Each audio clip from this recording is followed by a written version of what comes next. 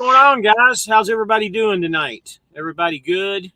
I know it's been a kind of a weird week with the snow and everything that's been going on. I need to shave, man. I got I'm long cold. hairs. Actually, it's 50 degrees where I'm at. Don't have anybody in here yet. But anyways, watching Green Bay getting their ass kicked. So we got D on here, and we got bacon, bourbon, and blue collar bullshit on here with us tonight. He goes by James. BBBC. Yeah, BBBC. BBBCB. Oh, Lord have mercy. You just described your women there, didn't you? Good evening, Jonah. What's going on, buddy? We got some new things that we're going to be doing tonight. Some new ways. We got trying things out, guys.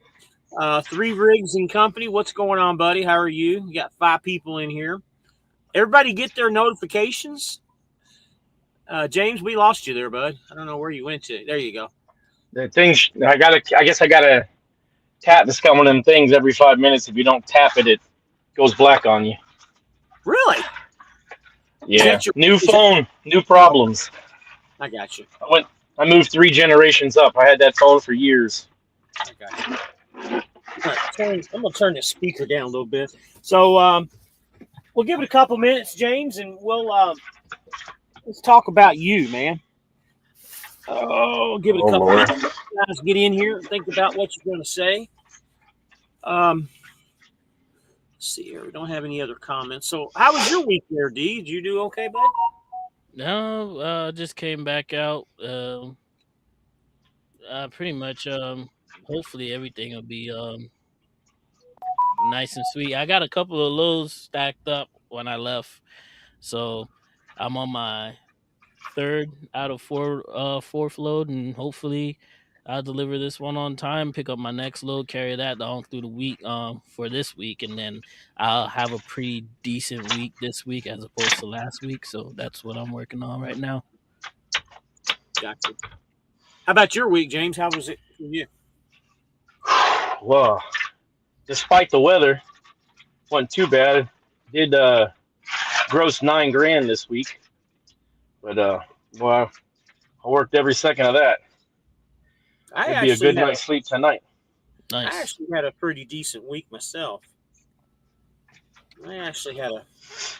Well, let's put it this way. I had a decent week up until today, where I got my next load is canceled. So now I'm heading to Gainesville, Florida, trying to find a load to cut me through Monday and Tuesday, because our Tuesdays are payroll cut off. So I'm sitting at about $4,000 for two loads. That's to me, 2 loads. So I'm not doing horrible, but I really need to find something to follow up with this load that I'm delivering in the morning. What's going on, OTR Vic? Good to have you on, man.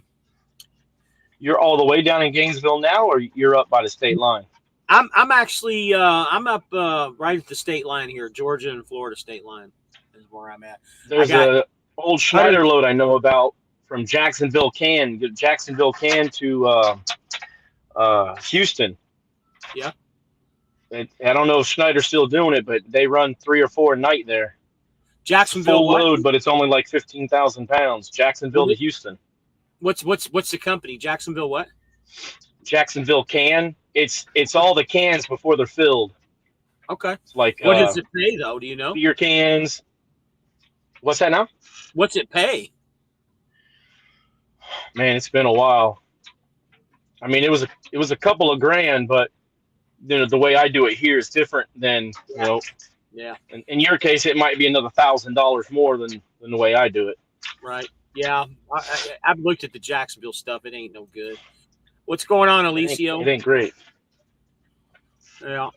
Got 10 people in here.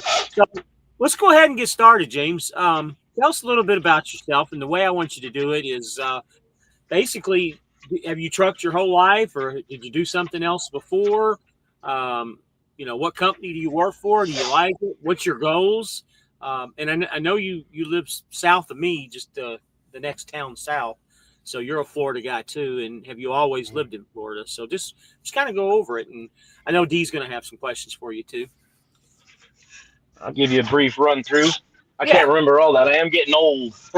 Hey, well, we can start. We'll start from here. What were you doing before trucking? Well, I did construction for 10 years. My dad's a general contractor in Florida. And then before that, I was in the Coast Guard. Okay. Thank you for your Yeah, service. How long you served? just 4 years. Just 4 years. Okay. Okay. So what was the deciding factor for you getting your CDL and getting into trucking? Well, not to sound political, but I kept getting told by everybody, hey, if a Democrat gets in office, just be prepared. Things are going to change. And then, when Obama got in, I was so young, I didn't understand. I was like, whatever. I don't really know anything about politics, whatever. And he's like, everybody kept telling me, hey, I'm telling you, this new administration is going to change things. And they got some whole things on the books that are going to mess things up. And I just, whatever, I kept working. And all of a sudden, like that, within 6 months, I was broke. And the only thing I could do is use my GI Bill to go. I saw the CDL thing and I thought, hey, it's better than nothing because I put in 208 applications with all my military stuff, my police stuff when I was in the Coast Guard, all that. I got 208 applications. I got one call back in 3 months for a McDonald's in North Dakota that I just put in as a joke. And I was like, okay, I got to do something. So then I just used my GI Bill to go to, I went through Swift, got paid through that. And then obviously I didn't stay long there. And then that's kind of where I started. How long were you there? It was kind of like, I don't know, like you're at the edge of the cliff. You got to do something. I jumped in. I knew nothing about it. Oh, okay. How long 13 years ago. How long were you at Swift? Long enough to get through the training. When I got in, it was 25 cents a mile for new hires. Mm-hmm. So I was like, wait a second, that's not what my contract was when it started out. It was supposed to be more than that. But there's some fine print. Of course, when you're younger, you don't pay attention to some of that. You're like, ooh, thanks for the cool truck. Let's ride. So I was thinking maybe a month. And then I was like doing 2,500 miles at 25 cents a mile. You can imagine I was not happy. Right.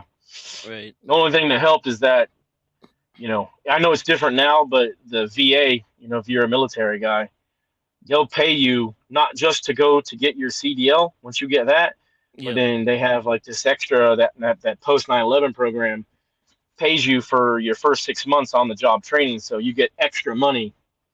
So all these young guys, that's huge for them. Yeah, that's what's help up. You get through in the first few months. That's cool. So so after so you went to Swift and got your CDL. What was the next step after that? There I went to I found a teammate. I went to Night Refrigerated, and I ran a dedicated route from same company, Jacksonville, Florida.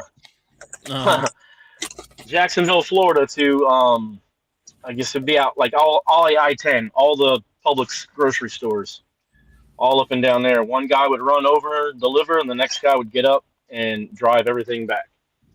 Did that for about 6 months and got burnt out. That's my first exposure to teaming, and that was exhausting. So, come on, boy. Who you got there with you? That's Bandit. Hey, Bandit's a border collie, as you were telling me earlier, right? Bandit, you sure are reckless. And you live too hard. Hey, where you at, man? Your camera is not showing up. You over there talking smack. You ain't got no camera on. What's going on over there? Who, me? Yeah. It's on now, ain't it? Well, you naked?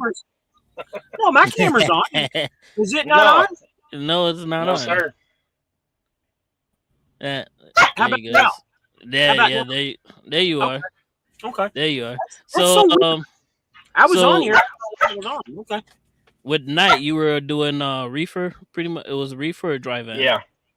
No, it was refrigerated. Reefer, so a lot of nighttime driving? Yeah, I was a night guy. Okay. And you like driving nights, or that was just something to just get the experience in? And I'm more of a night owl. It was easier for me then. Now that I'm in my 40s, I guess it doesn't really matter, but, about when the sun starts coming up, that's when I start getting tired. Okay. I gotta take the breakfast time nap. Yeah, that's called the witching hour between 5 and 7. I call it the witching hour. Yeah, it's awful. Mm-hmm. Once the sun comes up, it's okay. Oh yeah, I know what you guys mean because I'm cool with getting up at 4 o'clock in the morning, and start driving around at 5:36 between when it start the dawn, and all of a sudden it's like I had all this energy an hour before, and I'm just sitting here Uh-huh. like just barely hanging on. I'm just That like happens to trying to Barely me. hanging on. wait till it's 6:30. As soon as 6:30, 7 o'clock come around, all the energy back. It's like nothing never freaking happens. It's weird. It's weird. So you did 6 months at night doing reefer loads, teaming, Yep. and then what else did you do after that? Then I went to a place called Quest in Cartersville, Georgia, and I was there for a few years. Did did teaming there, and then I talked to them. They had some openings inside. And they knew I had a degree and stuff, so they let me come in and be a dispatcher for a little bit. And then from there, I stayed with them, moved over to their big office, and became an operations manager. And pretty much, it's like being a pseudo broker. Like we were our own broker, like a Mm-hmm. broker, trip planner, deal with the customers overnight. That was a pretty good gig, but it just didn't pay much. It was literally a salaried job at $850 a week. The only thing that was great about it was I was learning the other side, the business side of things. But it was 7 days on, 7 days off. You worked 12-hour shifts, so you pretty much Oh just worked wow, for a week straight, and then went to bed at daytime. But then you had 7 days off, and you got paid salary, so you got paid even on the week you were off. nice. That's not And bad. then I did that for a year, and then I decided it was time to go back to lease and or give not go back, but do a lease and give that a shot. So of So before course, you went into leasing, you said Quest. What? Those are the guys that run the reefers yeah, with the big yeah, red. they got a lot of They the usually got the military red trailers. trucks. Yeah, you'll see most of their trailers are like military support trailers. Yeah, yeah, yeah. Yeah, at first I It was was thinking about all Quest Diagnostics, but I was like, hold on, yeah, I do remember seeing these with the little. It looked like a little compass with a big Q on it or something like that. yeah, something like that. Yeah, the Quest trucks. Okay, so you got the itch for becoming an owner. How'd that come Yeah, about? just tired of not making enough money, and I knew a few guys that were making money who went to Prime. So but we're going back 2014 there. So 2014 to 2017 time frame. Hmm. In my opinion, it was easier back then, but you had to train in order to stop biting, mister. It was easier to make the money if you trained. I don't know about now because it's been, hell, it's been 10 years at this point, but, I enjoyed it. It was taking a toll on my marriage, but I enjoyed the training aspect. That's something I really enjoy doing. The only problem is, like everybody else knows at Prime, you get someone a license, and now they've got it where you basically let you go to bed and you let them drive a whole shift. I'm like, no, they've had that license for 2 weeks. I'm not going to bed. So it was kind of like a death wish, Just rotating them out, just basically just throwing another one in the seat. yeah. So that's what I tried to switch to, where I do the first part, and then they switched me to be like an on-site trainer.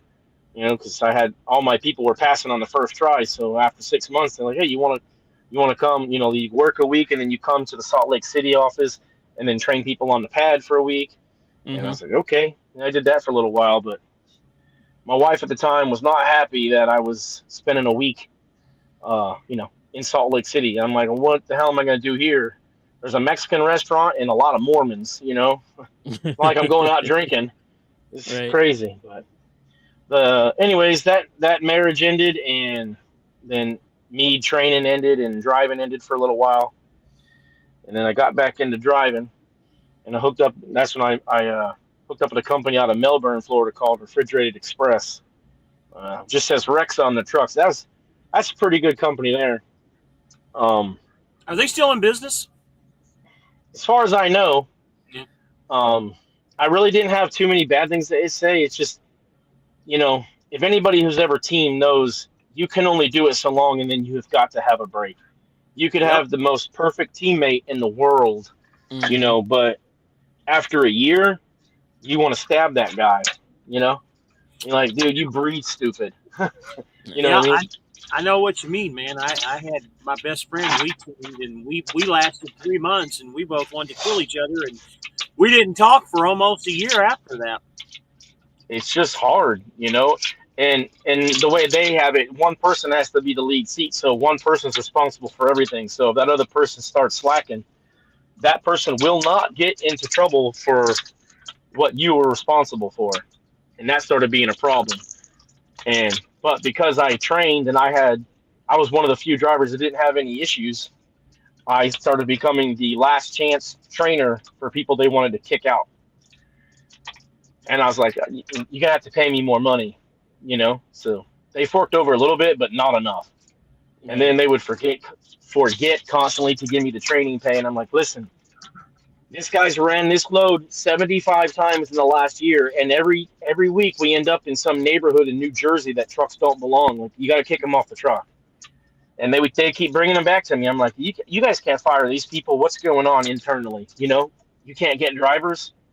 You know, I'd go down to the VA and bring in 15 right now. Like, what's the problem? And it just kept being a headache. And they just kept making me the trainer. And I was like, I'm not doing it. And they're like, well, if you don't want to train, then we don't need you. And I'm like, see ya. I can't do it no more. You know, teaming's Right. hard. So You let know, me go it's back one thing to if they rotate it out, but let's go back to your prime days.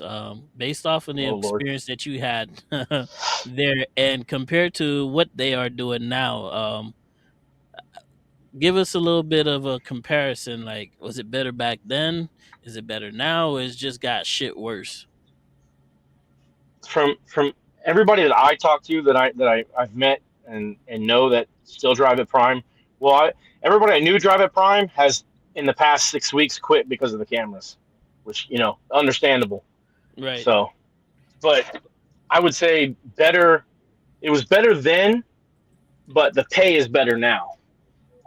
If you work it right, if you train occasionally, things like that. But I mean, the pay's better now, but the truck payments have gone up. You know what I mean? It's like the Yeah. last 4 years have made it so difficult on everybody with how much everything's went up, and it's one for one passed down to the driver at Prime, which I hear is a big problem. Like you got to give the drivers a break. You can't one for one. So if inflation drives the truck cost up $40,000, you can't all of a sudden make the truck payment another $500 more expensive. You just can't. People aren't going to survive. I You just know. found it weird and odd that if you have a contract with them, that they're just allowed to just make amendments on the fly, and then you just have to Mm. basically eat shit.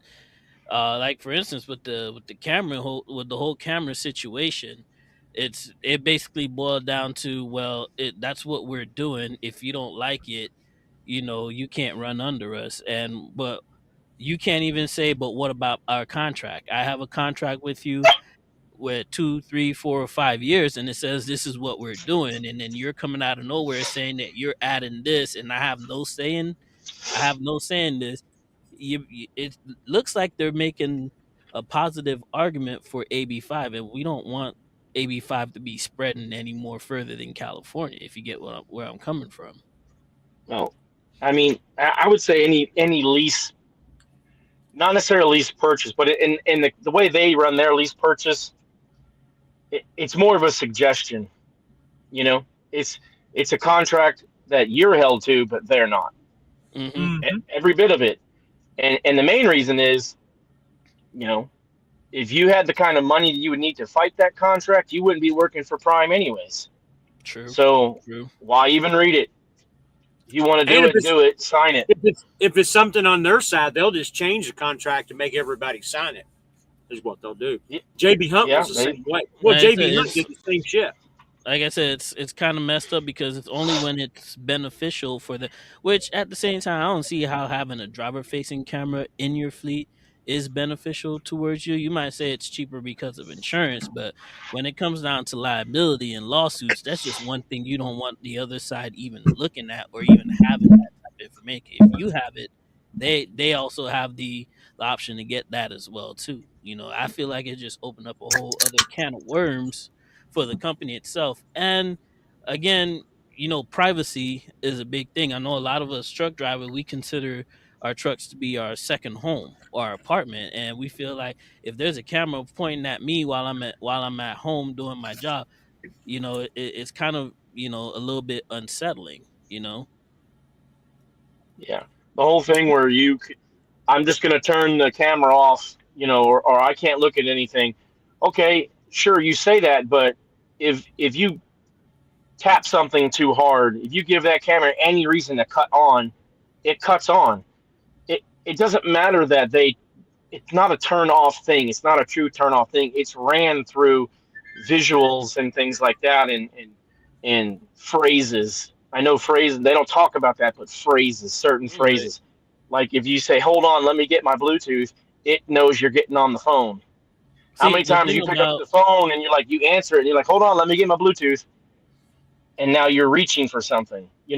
Boom, it's on. But even if you're just sitting here like we're sitting here and yeah, talking, and if you was to say that, and you're just sitting here in your t-shirt talking to somebody on the phone, and now that camera's on, you know what I mean? Next thing you know, you're getting up to, emergency pee jug or something or whatever, you know, that damn camera's picking it up. right. And they also claim that they, like you said, they don't have any access to the cameras. They can't access it once the truck is stopped. But there's already proof out there, and we've had lawsuits already that's been settled years prior with similar situations where they claim that there were no access to the cameras, but the fleet managers or somebody in IT or something can get remote access to your camera, whether the truck is That's on the or not. issue. And I feel When I like was at that's where the Quest, we had problem beta lies. tested those cameras. And so we had like a select amount of drivers, because it was all team trucks and it was 450 trucks, right? So each one of us had, we rotated through 225 trucks on a shift, and then the third guy, he was just kind of there like in between catching the slack, right? So in those trucks, if a camera would click on, I would see that video and I would have to flag it whether or not it needed to go to safety or not. That Yeah, that's was the the problem. backup. So now this was 10 years ago. I'm sure it's different now, but you know, it still picked up things. Like if people picked up a can of soda and held it and took a drink and held it, or like a cup of coffee, and Hmm. like this thing here, I got the handle on my Yeti. I sit here and hold this thing sometimes, especially in the morning. I'll let my hands warm up, drink my coffee. It would pick it up and it would have minutes and minutes and minutes. And I finally just turned their camera off, and I'd have the option to turn it off for 30 minutes. And so it would not keep sending me stuff. So I just got you. imagine if you're back there and you forget you got a camera, and you're getting undressed or something, or whatever. And people, yeah, No way in hell will I ever have literally another camera in my truck like that. your privacy gets invaded. Like I said, I don't have no problem with the front facing camera. That can be a great benefit to us, but having a driver facing camera just seems like a Mm. huge liability, because at the end of the day we're all human. We're gonna do human shit any freaking ways, right? But what's the whole point of putting it on the record here to make it a liability for, not only for the driver but for the company as well too. Anyway, short break real quick. We have James, whose also name is James, Bacon Burger and Blue Collar B. I call him the BBBCP. Let me read these comments. Let's get to the comments here, and let's So get caught up with the comments real quick. wife is here. I'm just going to read them real kind of quick here, unless it's a question. Good morning or good afternoon, actually. 10-hour break, turn and burn, whatever the clock says, day or night, midlife. That's exactly what I do. There's Poppy. What's up, Poppy? Chris is on. Newman attack, 5-1. There's no empties at my delivery. Any takers? That's kind of happening at every company right now. G80 Sean just got approved for a 23 Cascadia black exterior. Sean, I'm assuming that's at SFI And clarifying whether congratulations. Midlife Trucker did working in dispatch give you a new appreciation for how the sausage is made. Yeah, you don't want to know how the hot dog's made. I'll tell you that. Well, what about the Twinkies? Keith Mm-mm. says, "What's up, guys? Hey, buddy. I appreciate you coming in. What's up, country? Hey, country, how you doing? Country. My boy Have you Keith is in seen? the comments. How you Have you doing today? have you heard from KO today? Is he in the air? No, I don't talk to KO on a regular basis. Country would be the one to ask. You might even be asking Country now that I think about it here. Um, if if you are Hirschbachen with your best friend at the General Flea, is it really hard work teaming? Did y'all see Todd's community post? So, all right, midlife. I wasn't going to bring this up, and I'm not bringing anybody into daylight. Yes, I So saw his let's just community leave this. post. Then let's just leave it alone. If you say we ain't gonna talk about it, So to just answer your saying. question, yes, I did see his community post. I don't get it, don't understand it, but whatever. That's pretty much all I'm going to say to it. The good brother says, "Rest in peace, Trucker Brown." I don't know Hold who on Trucker one Brown. second. 1 second before we go to the next comment. Right. Um, Trucker Brown's not dead. Okay. What happened? Trucker Brown caught a stroke, caught a heart attack or a stroke. Praying for him, hoping that he recovers well.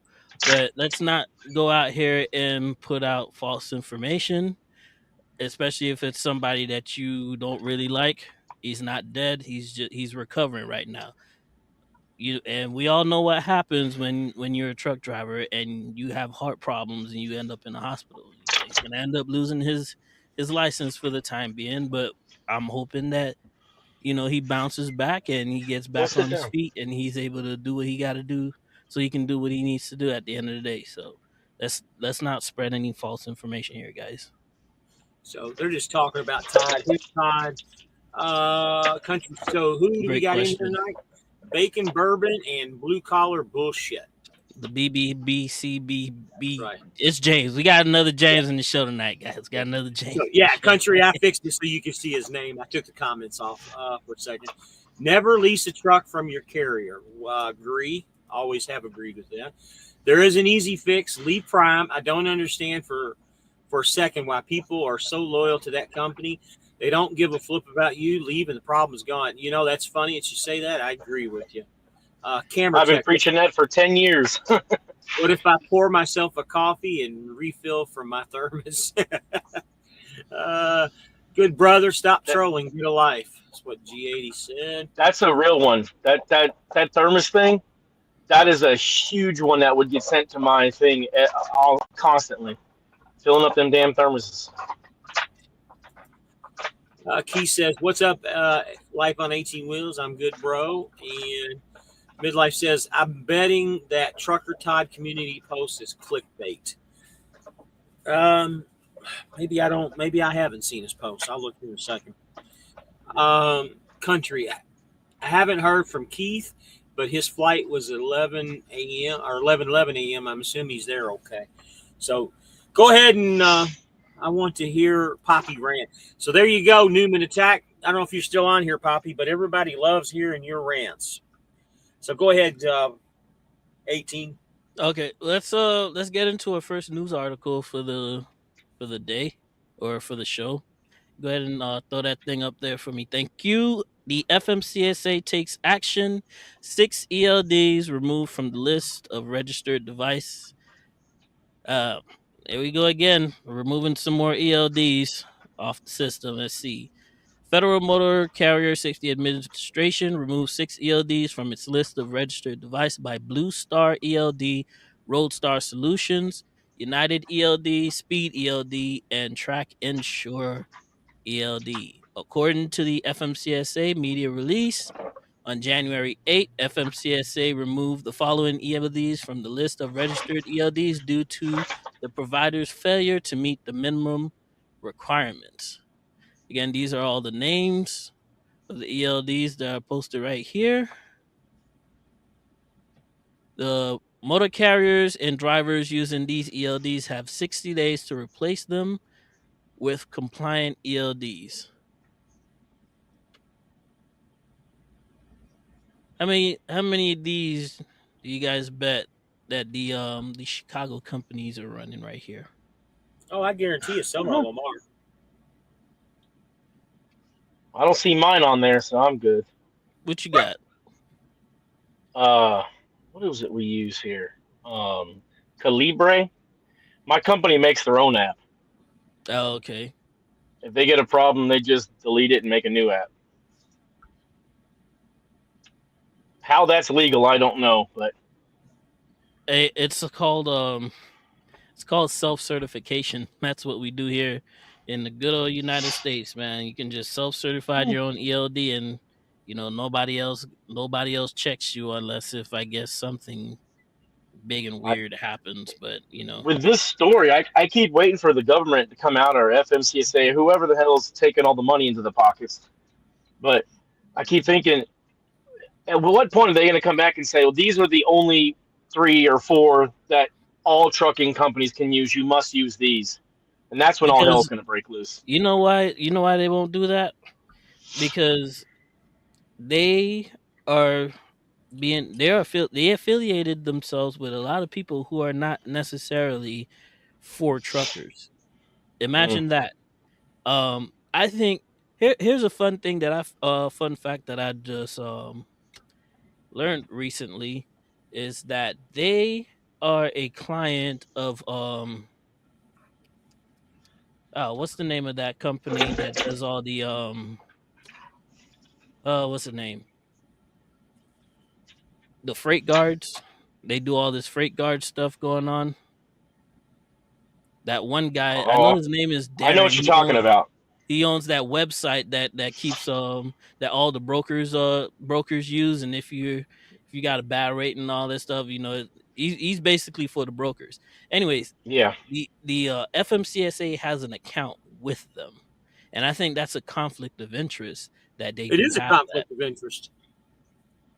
He's one of their they are one of his clients that they use, which is kind of messed up. But apparently that guy, he's come Carrier 411. That's the name of it. Yeah, they're a client for Okay. Carrier 411. And apparently Carrier 411 is coming out with another platform called Carrier 511. Allegedly it's supposed to be for carriers, but after I was listening to the interview and hearing how he was explaining it, it ain't no better. It's really not any help for carriers. It's all about the to the Broker. benefits of the brokers, you know. And I can understand some of the points where he's coming from about, why he does what he does. And, ain't no flat, I'm not giving him any negativity about how he does it. But about what he does, but how he goes about it is like I think it's a big issue. But he's private. He's a private company. He can do whatever he wants. And like I said, having the FMCSA as a client is definitely a conflict of interest, because it makes it look like the FMCSA is in line with brokers, and they're not what's the word? They're not impartial to either side, the carriers or the brokers, Feels especially like a when conspiracy, doesn't it? especially when you put into the fact that carriers and owner operators have been asking for years that the FMCSA enforce a law for the law that they have on the books for broker transparency. Now it kind of makes sense why it's so hard for you to get these brokers to tell you or give you that data up how much they are actually getting paid for these loads that you're hauling for them. Yep. All right, so James, the other Yes. James, not my James, the Oh, other James. oh, you're So, James. You're James, huh? Are we the hurt talking or BBBCBB, something? the Oh, I'm not. BBBCBB, that I'm not. that guy. I'm not Hirschbaching with you, buddy. Just relax. Man, listen, dude, we're in two different trucks, man. We ain't got to worry about all that right there, okay? So, We have definitely are not in the same hotel room. That's for sure. yeah, let's get into the comments here. James, are you still here, buddy, or are you gone? There you are. Turn your phone sideways.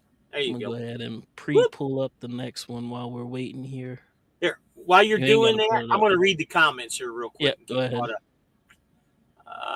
Let me find it here. Let me see where we were.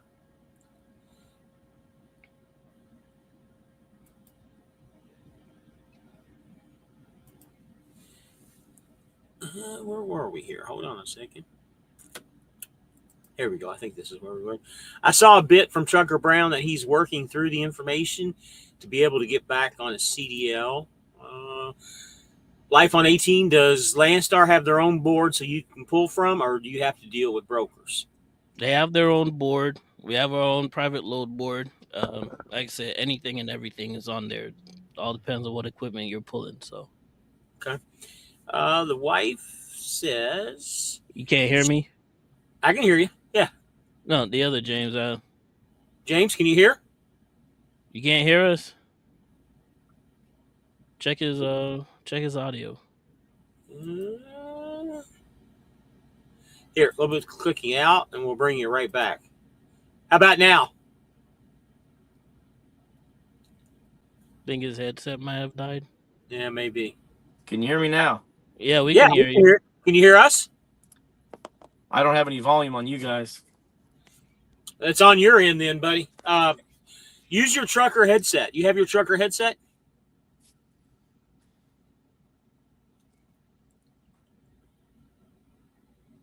Can you hear us?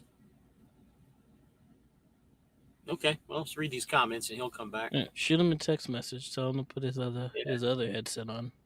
Keith, being an IC at Schneider again, it's actually not bad. It's been a couple good weeks actually. Freight guard, there's carrier. It's carrier 41. It's just a bunch of correction here. Midlife says that there's over 1,000 ELDs on the list.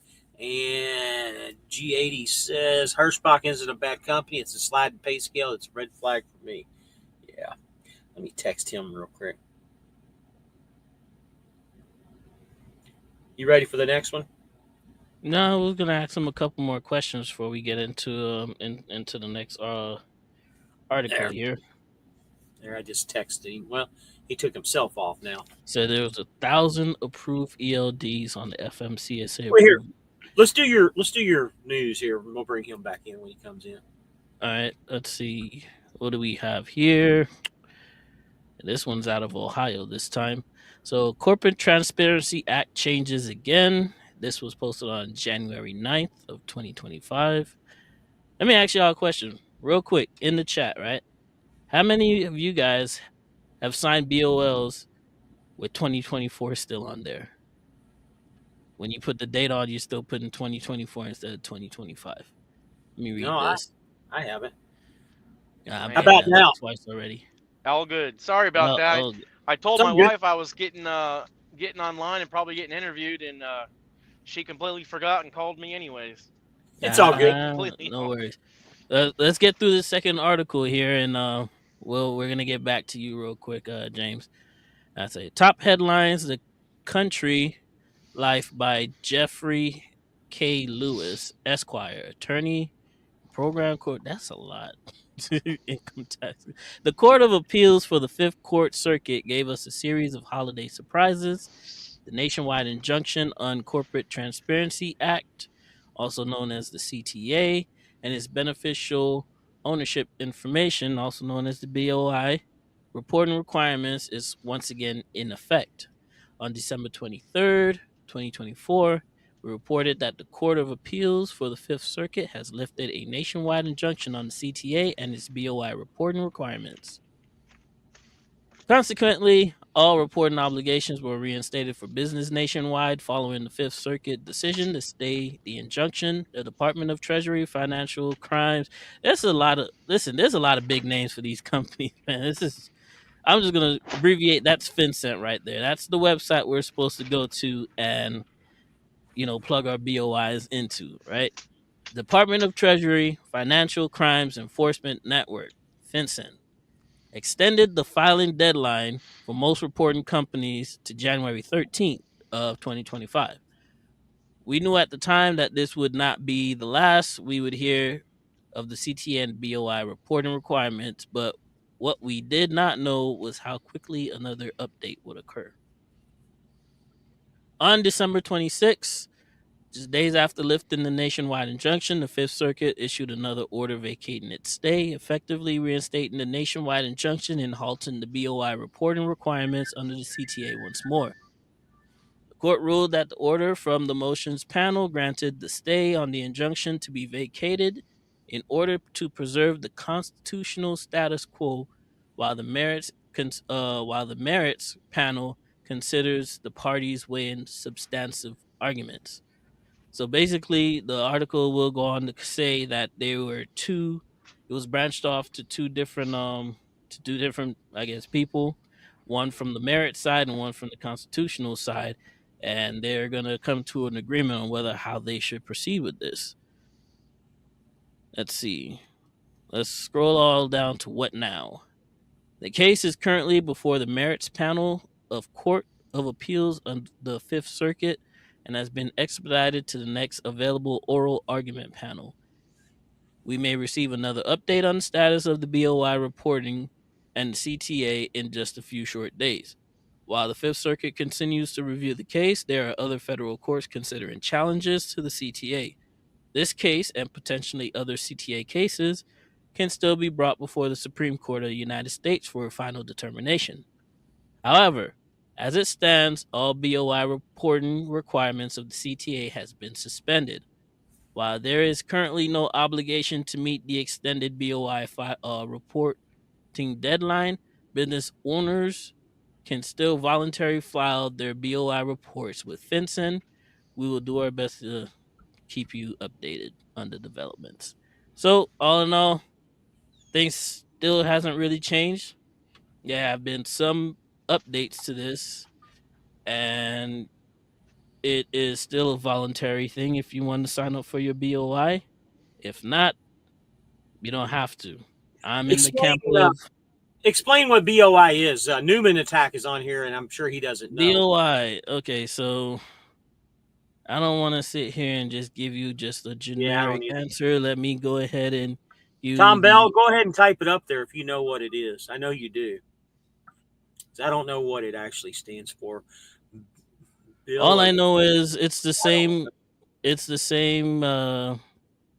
It's generally the same thing that you do with the state, knowing who owns the business and whatnot.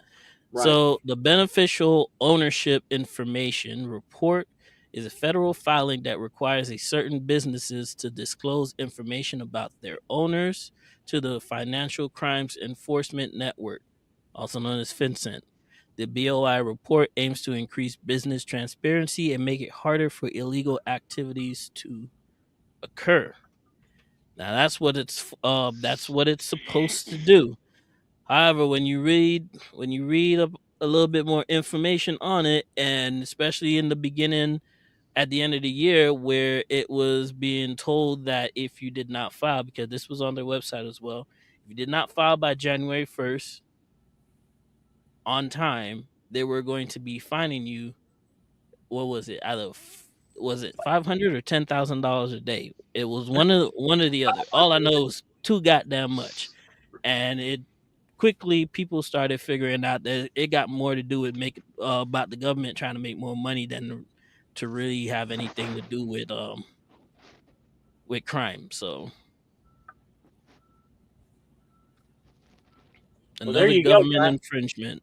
That's what Noonan says.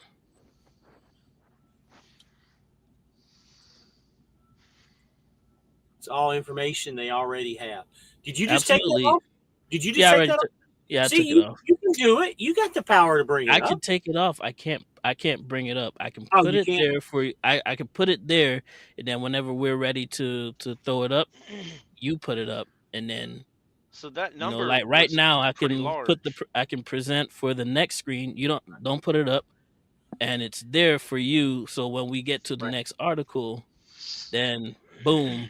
You just press the button and it shows up. So Tom, the only thing is, I agree with you. It doesn't cost anything to fill out. It's easy and all that. But you're just putting more of your information of your personal self out there for everybody to get a hold of. It's so easy to Google everything now or go to the state's website to see your home address. And these are things I didn't even think about when I first did my business license. And I'm changing all my stuff, and I'm gonna put in a PO box on mine, I believe, next time around. You got another? I believe that you can't even do. I believe you can't even use a virtual address because apparently the FMCSA doesn't allow us to use virtual address for our businesses. You talking about PO? Apparently, it's illegal. Really? I tried to do a virtual address. It wouldn't let me. We did a PO box. Well, you can do. So is a PO box okay to do then? That's what it shows on my SunBiz. When you say virtual address, what do you mean virtual address? It's like it's like these these stores, they're physical stores, whether it's You like a talking about like UPS or a the FedEx. mailbox, etc. Yeah, And you you can go and you can basically they'll receive your mail and all the information. I So got you. it keeps your private address, you know, your regular address private and stuff like that. Right. You have the That's same what it's for. address as like 1,000 other people. It'll just be Suite 1A, I Bravo, got you. Charlie. Yeah. I got you. You know, and they got some poor little Asian lady just sitting there just filing all your mail for you. Well, yours was Asian. Mine was another vicinity, I guess. Hispanic. Mine had 3 But teeth. like midlife says, it's the same information that the government has already. If the Yeah. federal government really wanted, just go ask the state for the information, because we have to give that information to the state already. Unless see- if the states are, unless if they're trying to circumvent going around the states from getting that information. Are the states not willing to give them that information? Then I Well, can see, understand. I could partially understand why they might be doing this BOI filing, but at the end of the day, it just looks like another scheme to make money off of the well, backs of Americans. my problem is with it, and again, with me being ex-law enforcement, and a lot of people don't know this, but Florida is one of the only states that protects law enforcement. So if you take my driver's license and run it as an officer, it doesn't show my home address. And same thing with my license plates on my car. You run the license plates on my car, it comes back as restricted, LEO. Even to this day, even though I've been out of law enforcement for 20 years, it's still a protection that they give you even as retired or, previous law enforcement. So anytime that I drive my car and I drive it around, another cop sees me doing something, they run it, it comes back restricted law enforcement. He already knows that I'm either an ex-officer or a current officer. And same thing with my driver's license. And I don't want to put my stuff out there any more than I have to. That's the whole purpose with that. And like I was telling Tom on that, it's just stuff that the government already has, but they don't need any more than what they got, in my opinion. But anyways, it sounds more like another way for the government to generate revenue. That restricted license deal, that's not, it's off topic, but that is difficult. I had that too when I first got my license, because I had to sign some kind of NDA thing with the government when I got out. So for 15 years, I couldn't do anything that would require, certain things to happen to run my name, because the last unit I was in, we ran, like I was telling you guys earlier, we would run prisoners back and forth into Guantanamo and out to meet the different boats, Well, without going into too much, I basically for 15 years I could get a license, but like when I went to go get my first license, my first CDL, they were like, "Who are you?" I'm like, "I'm this person." Yeah. I had to bring all this Yours documentation. falls under federal government, though. Mine is just statewide. You know what I mean? Now, again, when I say statewide, even though I have the Florida driver's license and the Florida plates on my car, if I go to another state, then they see the same thing. They can't see anything. Yours is federal, because yours is a federal law. Well, but mine's state law. 20 plus years now. I'm good now. Yeah. Well, see, mine is forever. Mine is forever until I decide I want to take it off. That's the whole difference. Yeah. Okay, so let's get back into it here. So we had we talked about you being at Prime. No, we're not bringing that up yet. That's too early. You're moving a little too fast there, buddy. Well, that's why I asked. You didn't say anything, so no, I said I'll let. It's okay, Puffy. I'll let you know. It's okay, Puffy. P Diddy, Puffy. Anyways, so you said the next company that you went to was something X after Prime. Nope. Is that a reefer company in in Florida? Oh, Refrigerated Express. Yeah, I went. Refrigerated. I went there. Express. Yeah, I went to them for the couple years and did that. That was it was all seafood, so it was anything anywhere comes from any of the ports, Boston Harbor, all that stuff, and it goes out to all the restaurants and all the distribution centers, especially the Asian markets. Yep. That's what we did. We teamed it. We'd get up there picking up fish and stuff along the way, all the different ports along the coast, any kind of seafood. And all the stuff that gets flown over from other countries, and then we'd get up to Boston, we'd give everything to them up there, and then they would repackage all of it so they could go back out on the trucks to go to the routes out across the country. Oh, okay. So I did that for a while. What did you do after that? Then I got back off the truck for a little bit. I just needed a break. That teaming, like I said, will burn you out. And Then I did Carol Fulmer off and on a couple times, but they had a I few got a things couple friends going over there on. at Carol Ford. Oh, ask them Eh, about when they put the cameras in. What happened? they oh, they they got went they got a situation with the pew. driver facing cameras too. Not anymore. They put the cameras in. They were putting the cameras in right when I left, and then I came back and they had the cameras, and I was like, okay, well, do I have to have it? And they're like, well, we all have them installed. It's too expensive to take them out. So they gave us these little clips that would just go over, and it would supposedly shut the mic off, but it also covered up the inward facing camera. But this Shit, was literally after, this takes was them like a 5 minutes year to take them later. things out. Yeah. Well, I guess they had them. They're interacting with the, the software. It shows where the Yeah, truck's at. So that kind of stuff. yeah. Um, but they lost like 33% or 35% of their drivers in like a matter of 6 weeks, and they're just a small regional company. So, when you tank like that, you got to make a split decision. So they gave everybody the clips to cover the cameras up. That would have bankrupted them. How long were you at Carol? Just I was there twice for about a year the first time, and the second time 6 months. About six And months. yeah, I was just, when you got a couple years there, I was in and out of the truck because I just, I wanted to go back, but it was post divorce, that kind of thing. So you're testing the waters, not quite ready, you're not sure, you get in, you get out, and then I've been back at the place I'm at now the whole time since then. Right, right. So So, did you like it over there? Like, why'd you leave again? um just for me, I just wanted a good steady job, and it was great. It was a steady job. You ran 7 days, and then basically you ran your clock out, and then they bring you home on like the fifth day. You get a load coming back home, so like you'll have a couple hours when you get back home, and you Yeah. take a reset, and then you get right back into the truck. So it was pretty neat. It was it was mostly Walmart's, Home Depots.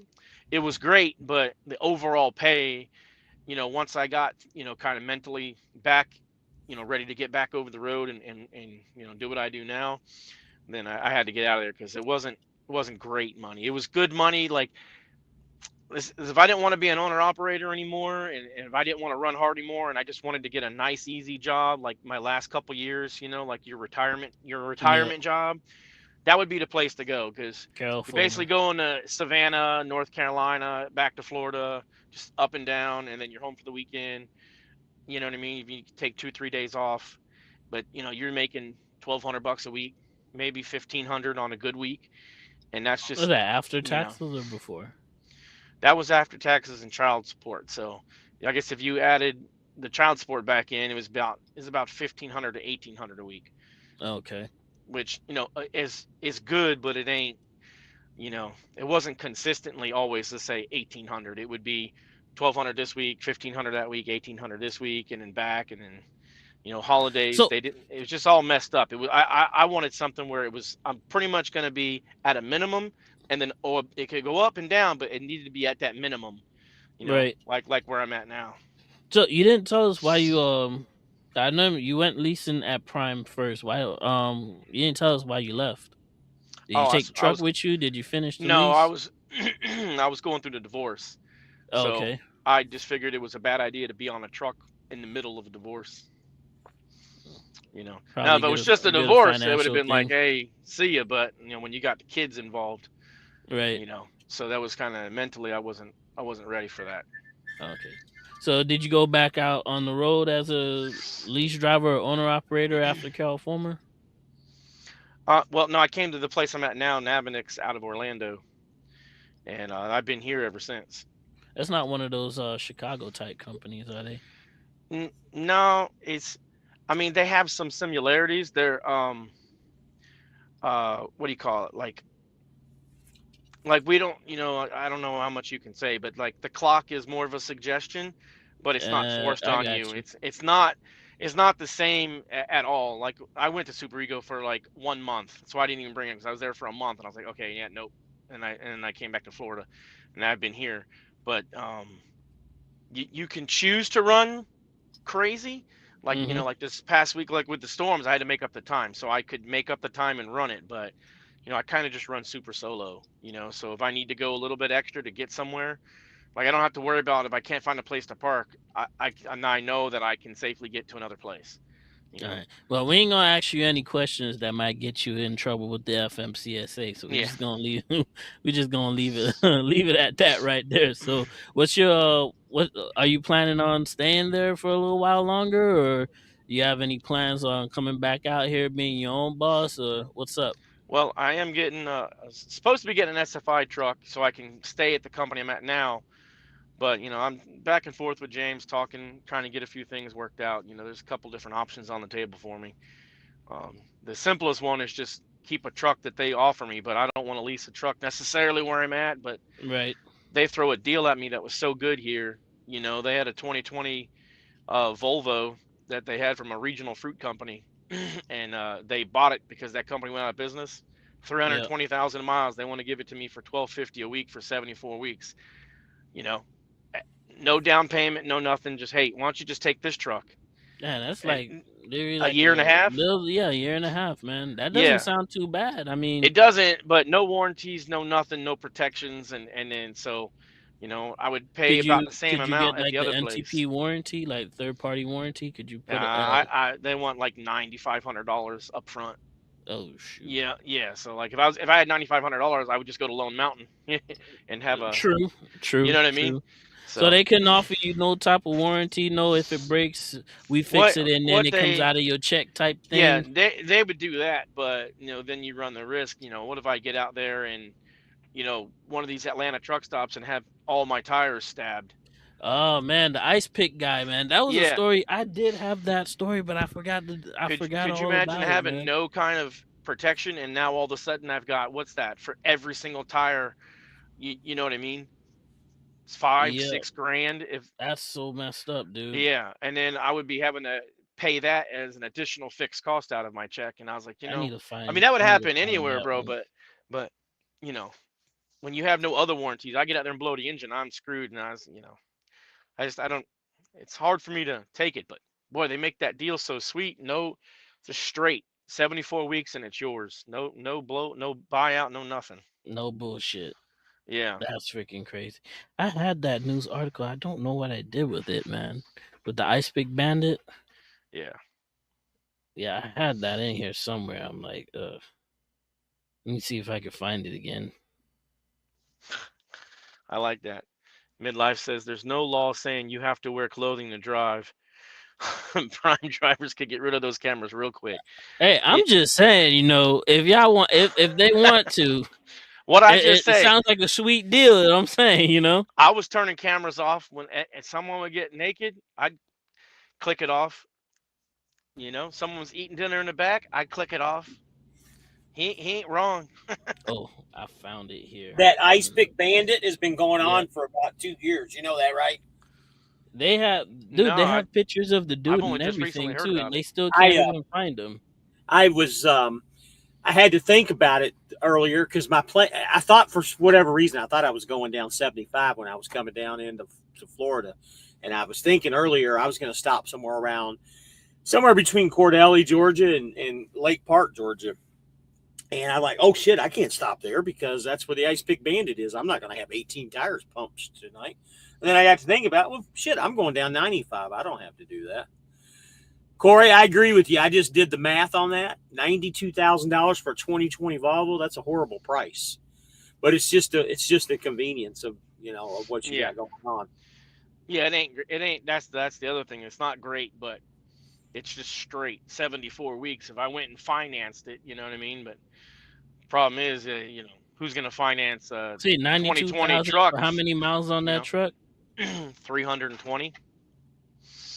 It's a little bit. It's a little bit. No, up it's high. there, but that's It's high, about. but instead of putting money down in financing and having the payment that would equal out, they just straight, hey, if you were to finance it, this is what the payments would end up being. But instead of making me do a monthly payment, they do it in weeks because they don't. You can just turn the truck back in. If you don't like it, you just give it back to them. There's no fines. There's no fees. As long as you didn't break it or nothing, you know what I mean? Right. And then you can just pop back into a company truck. So it's all convenient. Midlife Trucker and James, you both are wrong. It's not Cordelli or Cordeal. It's Cordell. Okay? We had to talk about this, James. It'll always be Apparently, Cordell. I need to involve Midlife Trucker in this. It's Cordell, not Cordeal or Cordelli. Do I need to So get the phonics books for you guys, man? Corey says you're better off with SFI. At least you'll get the warranty and all that stuff for it. If you get an SFI truck, Yeah. that is true. He says It's it's just Cordell, not Cordell.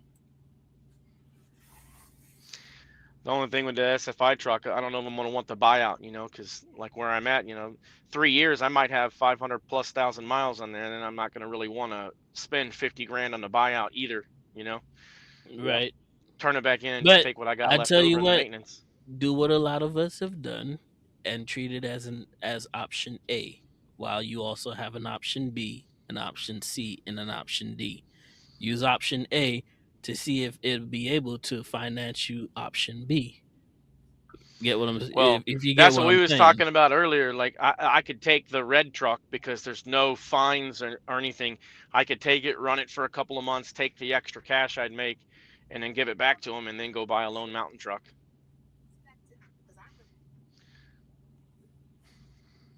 You So you looking at got that that? article hard, huh? You got that article, man? Or you want to go No, over we're this? not. No, we're still talking, man. We'll pull up the article a little bit later. We still got time. You know, what time is it? 7:02. Oh Yeah. man, that Decula. means I it's know that one. 6 o'clock on my time here, which means and I'm not even gonna get into that. I said Georgia has a lot of cities no one can pronounce: Houston, Dahlonega, Decula.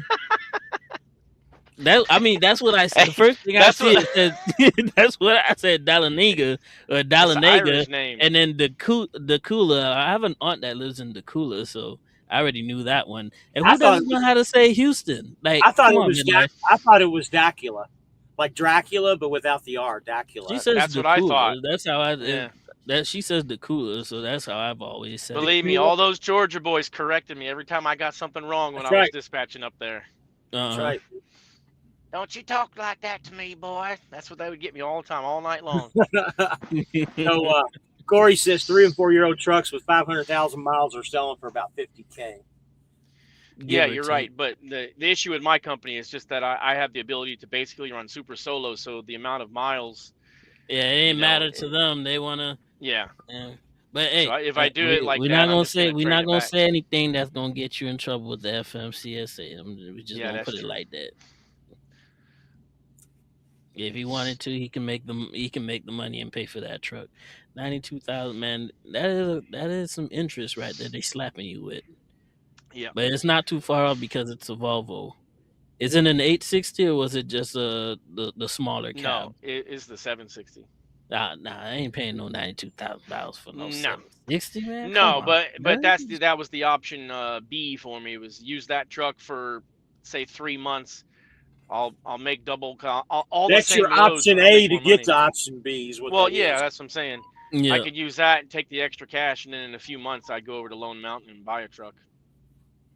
yeah.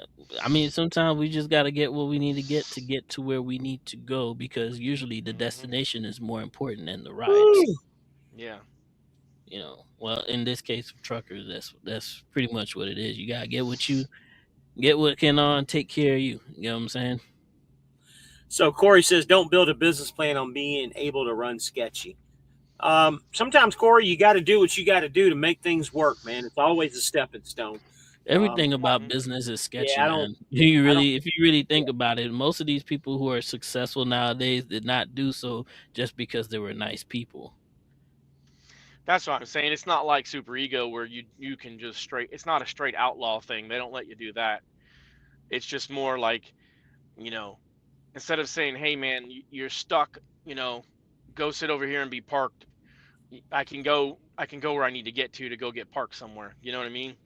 I don't gotta wait the emergency 15 minutes or whatever. If I need an hour, I can have an hour or something like that. So it's I mean, there are just use people who PC. run I mean, sketchy if they want to, but You got PC. You can use PC to. Yeah. Yeah. Everybody has their stupid limits though on that PC. So I know it's so broad. Like the FMCSA, here we go again. They just don't want to just say, hey, just X amount of miles, X amount of time. It's like, now we'll just leave it up to your company, and then your company just railroad you with so much stupid stipulations on top of that. Makes no sense. But like I said, what else can you expect from a company that's having a conflict of interest with your competitor? You know. Yeah. Hey And a guys, lot a lot of that stuff's dictated by their insurance company anyhow. I got a Mm. question. I got a question for you guys. Does ever since we moved the clocks this last time, is it just me or does it seem like the time just goes by so quick and it gets dark really quicker and it takes a lot longer to get light? Because it used to be, it would get dark at, 5 or 6 o'clock and it would get light, 5 or 6 o'clock. Now it gets dark to me 4:30, 5 o'clock, and it really doesn't get light till like 7 or 8 o'clock in the morning. Am I just losing my mind, or you're about the same age No, I it am? feels like it's Have you been getting. noticed It that? feels like they moved the. I feel like they moved the clock by at least 0.333 inches of a second. Because it just feels like it's just getting a whole lot. It gets a whole lot darker earlier, or it's already dark and it's still light. It's sometimes just light out. I remember that one time it was like 8 o'clock and the sun was still out, and I'm trying to scratch my head, thinking like, "What the hell's going on here? It's supposed to already be dark." But right now it's what 6:07. 7:07. It's 6:07 over here Central Time, and I'm looking out the window. Yeah, It's just starting to get dark because the light rays are just, you can see dude. the sun Where are rays you out at? west. Cause it's dark here. But the thing is, I'm in Oklahoma, it's been dark Oh, since north five of o'clock. Dallas. It's been yeah. dark since 5 o'clock when I stopped today, buddy. It's been dark for 2 hours where I'm at I here said in Florida. they moved the time 0.333 of an inch. We didn't lost about that much time. So Newman got lucky. He's got an empty at his delivery. He should have taken the bet. So, well, you lost that bet, buddy. We were talking about Back to the Future type shit right here, and time travel stuff. Here you are. You should have taken that bet like they did in that book, that gambling book or whatever. Man, So I am all right, exhausted, let's guys. go ahead and get into the third article for the evening, and Second I think article. third. This This is is your the third second one. article. This is the Oh, it third is. one. You're right. It is. All right. I think you guys might like this one a little bit more, even though, see, driverless trucking company faces FMCSA to court, takes FMCSA to court in a war over warning triangles. Let's see. Scroll, scroll, scroll, scroll, scroll, scroll, scroll. An autonomous trucking company has filed suit against the FMCSA over the agency's recent decision to deny a rule exemption request related to the placement of warning devices. On January 10th, 2025, driverless truck maker Aurora filed suit against the U.S. Department of Transportation Secretary Pete Buttigieg, the FMCSA, and the FMCSA Administrator Vincent G. White in the Court of Appeals for the District of Columbia. The lawsuit comes as Aurora plans April 2025 launch for its driverless trucking service in Texas. The FMCSA says no to driverless trucking companies. The lawsuit seeks relief from a December 26, 2024 ruling issued by the FMCSA denying a petition from Aurora and fellow autonomous trucking company Waymo to use cab-mounted warning beacons instead of reflective triangles, fuses, or liquid-burning flares required to be placed near stopped commercial vehicles by federal regulations. The company filed a request for exemption because placing the warning devices was not feasible for autonomous CMVs without a human on board. You don't say. The FMCSA denied a request for exemption, arguing that Waymo and Aurora did not provide enough details about the CMWBs, and they failed to demonstrate an equivalent level of safety for CMWBs. The lawsuit calls FMCSA's decision abuse of discretion and arbitrary. In the complaint filed against the FMCSA, Aurora called the ruling arbitrary, capricious, and abuse of discretion and otherwise not in accordance with law. So this is from the court documents here. Nearly 2 years after receiving the application without asking any additional clarifying questions as allowed under the law, and despite the applicant's submission of extensive research confirming the safety benefits and efficiency of CMWBs as compared to the otherwise specified human place warning devices, FMCSA arbitrarily and I just said the word earlier and I forgot how to say it.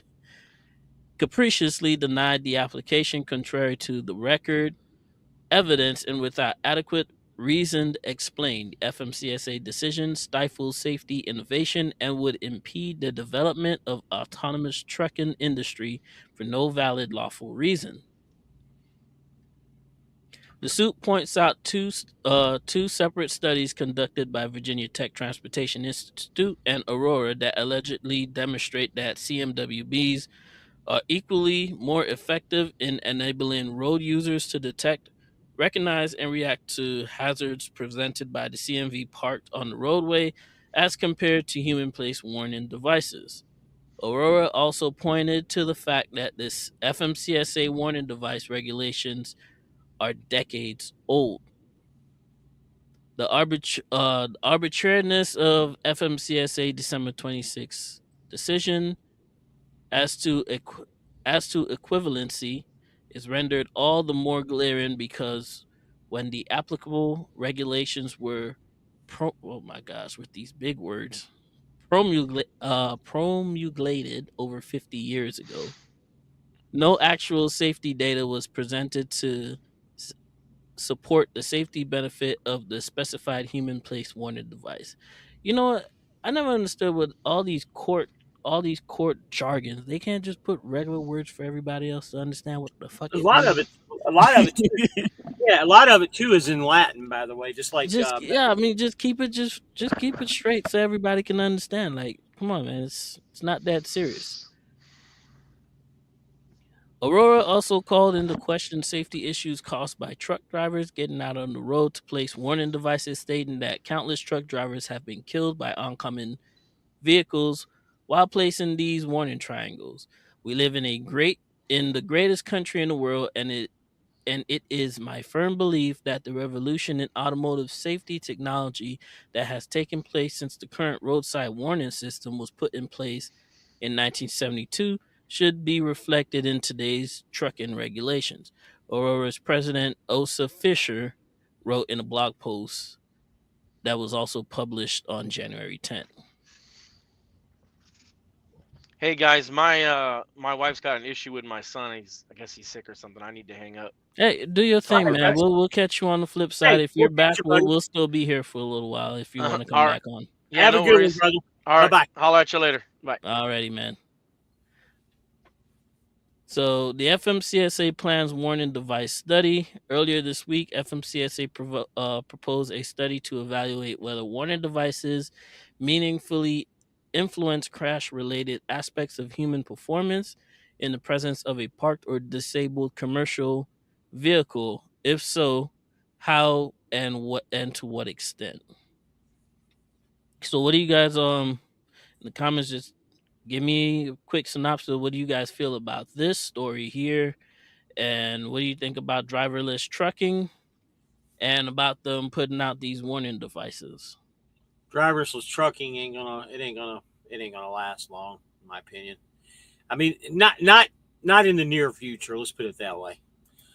Just like the electric trucks, there's not enough there to make it work yet. I'm not saying that it won't be soon, but Key says Trucker Todd's post was clickbait. He is sick and did not reload to go home, is what he said. Interesting. Okay. Don't care. So yeah. My thing about this is just another job that they're taking away from Americans who actually want to work. We've already autonomized a lot of our warehouses, and now to put a robot on the road with other human beings just doesn't seem to sit right with me, because at the end of the day, what we talking here is, you know, they're trying to cut profits by removing the human being out of it. So how many times are you going to remove the human being out of the workforce and then expect that same human being to still, you know, spend money to buy things from that same company? Like eventually it's going to come to a point where it's so one-sided on one end and it's so lopsided on the other end. You just have companies out here just turning and burning and creating products, shipping, moving in without no human interaction, no human pay, no anything. And then you have the consumer on the other hand that can't get a job. Who's going to pay for those items that are being moved and shipped? So Michael says, I promise y'all, Aurora will run out of money before self-driving trucks will ever happen. Yeah, I agree with you, and I think a lot of the electric truck companies are slowly going out too. Um, I got to tell you, man, back in the 2013, 2014, 2015 era, I worked for a company. I don't want to mention the company, but I was a company driver and I worked for a company, and they had CNG videos, compressed natural gas. Have you ever driven a compressed natural gas vehicle? No, but I've seen them big, bulky things on the Yep. back of the Well, cab. let me tell you what. Talk about some power. And the company that I worked for, their primary thing was hauling beer. So, the loads were always heavy, Mm-hmm. 45,000 pounds. And let me tell you what, you talk about instant torque. CNG is the way to go. And honestly, I don't know what ever happened because and again, this was, back then, it was literally 75 cents to a dollar to fill a gallon or whatever their metric is for CNG. Those vehicles were nice, and they were brand new Freightliners with the CNG conversion with Cummins. And let me tell you what, those trucks were really, really nice. And They I all heard but that hydrogen is a big thing now too. yeah, I mean Toyota was leading the way with the hydrogen thing. I don't know what has happened to it because I did see a render that they did build a hydrogen V8 engine. I didn't know what they were if they were going to put it in the new into the new Lexuses, but They were they talking were about pretty it. much doing something with that with hydrogen. I believe they built the Toyota Mirai. It's a California only car, and Mm-hmm. that was all hydrogen as well too. And I don't know. I haven't heard anything about it as of late since Elon Musk brought out his Tesla truck. It really ain't So heard much about hydrogen. Keith is saying something here. Imagine the lawsuit when autonomous trucks have an error of some sort and someone is permanently disabled. So, with that being said, let me tell you something. I'm going back about probably close to 20 years when this stuff, and this wasn't autonomous trucks. These were autonomous cars back then. I lived in Tampa at the time, and that's when I was still a police officer. And anybody that's from the Tampa area is going to know exactly where I'm talking about. But the Leroy Selman Parkway, which is at the time was kind of new, is an elevated expressway that basically runs from like the Brandon area to downtown Tampa. At nighttime, when there's no traffic, the freeway would shut down. It's kind of like an express lane, more or less, and it was Hmm. tolled. Well, they would use that Leroy Selman Parkway for testing of these vehicles, after 9 o'clock at night to like 3 in the morning before, the morning rush hour. They had so many problems and accidents with these vehicles. And again, I'm going back 20 plus years ago when they did this testing. Actually, has it been 20 years ago? Yeah, it's been 20 years ago. Wow. But they had so many different types of, accidents and all kinds of stuff back then. But anyway, yeah, I agree with you. I got a small question here for you. Have you seen the new Volkswagen van, the new one that just came out that looks like the ones from the 60s and The 70s? Volkswagen bus, Yeah, the little it's bus. all electric, the Yeah, ID4 or something yeah. like that. I got one in front of me, man. What a weird looking vehicle. I've never seen one in person. All But electric. what a weird, and I don't know why Volkswagen went with the electric part of it, but yeah, it's all Speaking of electric. weird vehicles, I just saw one of the new Volvos. Were getting fueled up when before we started the show. A nice blue one too. You talking about truck? Yeah, Oh, seeing they're it in person, it gorgeous. just looks. I don't know. It's growing on me, but They're massive, aren't they? it The looks front like of it's it massive looks looking. way too thin. It's big, but it's like it's slimmer than the last model, which to me slimmer means less space for the driver. Yeah. Let's go to that next comment right there. Yeah, I am. The wife's asking me what happened to our guest. Next comment, Pierre.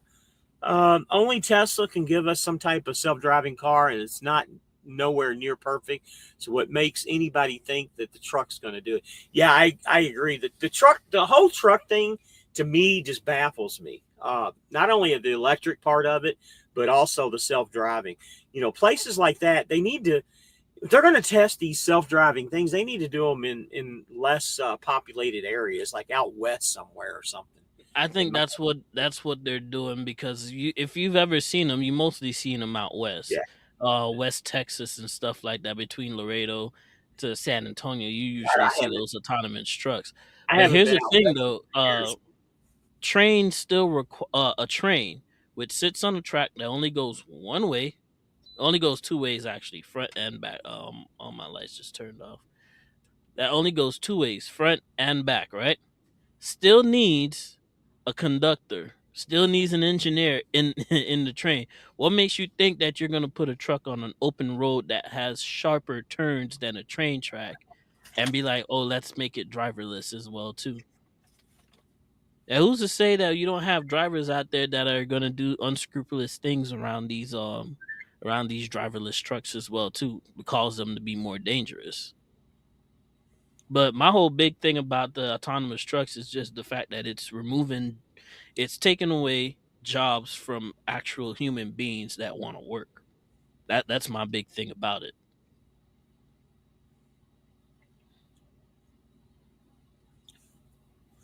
Anybody got any comments? Any, with his article that we talked about? I know we're somewhat here, but we got 14 people still in here. I think maybe if Todd's still alive, I'm sure he took some of my people, but it's all good. He's live now, I guess. How many people does he have on his? I have no clue. My thing is still loaded. I ain't got nothing. I ain't got nothing wrong with nothing bad about Tade. More No. power to him. If that's what he does, it's cool. Airplanes still need pilots, and them things basically fly themselves. Absolutely. They still have to land them. 'Cause more than not, they don't use autopilot to land. Autopilot is more generally, once you're up in the air and everything's all set, they just set the coordinates and let the plane fly itself to the coordinates, and you still need the pilots to land the plane. So, and I did see a video on Facebook, I think a couple of days ago, where they tried. One of the biggest questions with these autonomous structures: who's going to unhook and hook these trailers, right? Apparently, they got some little arm thing that they have an attachment on the back of the truck, and it took it about like I think it was like a good 10-minute video of it trying to unhook two airlines and an electric line, where it literally takes a driver 5 seconds, pop them things off, hop back in his truck and get from under the trailer. Like I said, sometimes we got to look at things and be like, if it ain't broke, don't fix it. If you don't reinvent the wheel, because you can't get it more round than that. You get what I'm saying? Mm-hmm. So he says, Newman says every turbine airliner can land by itself. They can, but most of these companies, you still have to have a physical pilot to they still require them to land these planes. It's called a Cat 3 approach. Well, I'm not going to talk out of my ass like 18 is here. I don't know if it can or can't, so I'm not going to make any comments.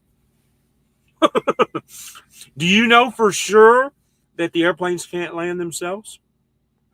They can, but a lot of these companies don't make them. They leave it to the pilots to land these planes.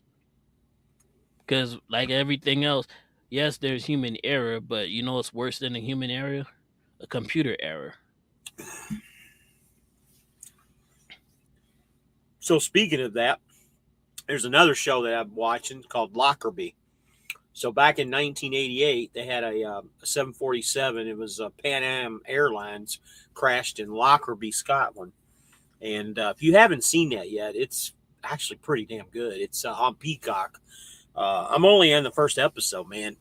What it would be like to be, just standing on the ground and all of a sudden an airplane crashing into your home. Yeah, I wish I wish Pan Am still existed, man. The stories that I heard about Pan Am and the level of service that they had, I would have loved to experience that. I got to tell you the truth. I think this crash is what bankrupted Pan Am, if I'm not mistaken. He They says were I'll call bullshit on every turbine airliner cannot land itself. they I still need a really pilot. As far as I know, because I wouldn't say that I'm an airline buff, but I'm an airline enthusiast. They still need somebody to land the plane because if a pilot passes out, it's not like the plane can land itself. They just can't automatically do it. That's why they always say.